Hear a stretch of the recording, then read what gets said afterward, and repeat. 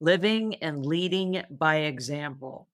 Do you realize that whether or not you are aware of it, how you're living right now is living by example? And you are leading by example to your children, to your friends, to your spouse, to your parents, to people that are watching you that you may not even know are watching. And I have with me today to unpack from the insights and wisdom of Omuugn. Omuugn himself, how are you today? Really good. How are you? How would you know if what you're looking at is a good example or a bad example? That is an excellent question. People have different value systems, and the way they look at life is so different. If you can begin to utilize diverse cultures and scripture and different elements, we call it wisdom literature that has come down through the ages. It gives us some kind of a value system that has meaning to us, that's ubiquitous. It's everywhere. It applies to everyone. There are the Taoists, and in that philosophy, it's a harmony that underlies everything. It's a balance of the universe. It shows the importance of simplicity and spontaneity and non attachment. And we learn that those are valuable qualities and characteristics. In the Hindu religion, they put out values called dharma and karma. It's about becoming righteous, becoming just a good person with good characteristics and good qualities. And moksha is the philosophy of being liberated from things that tie us down. So we begin to analyze philosophies and insights that have come down through the ages. A lot of people quote Confucius, and that was an emphasis on moral values and things like benevolence and being a righteous person and having propriety in our relationships. It brought out the importance of family and social harmony.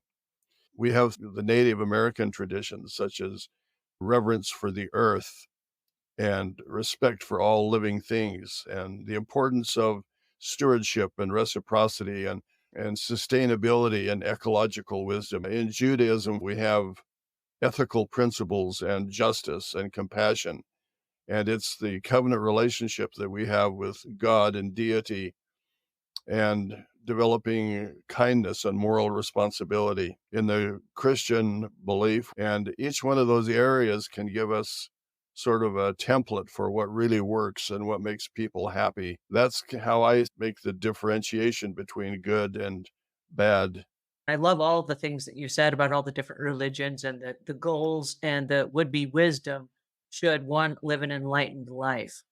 Let's say that you are between ages 15 and 20, and you've grown up in an environment that is chock full of junk food, but you're following the example that your parents have left behind, where this is what they buy and this is what they provide. So maybe you know somewhere in the back of your mind there's a better, healthier way to live. What is happening there if you're under the microscope of a parent or a different influence that is maybe not ideal?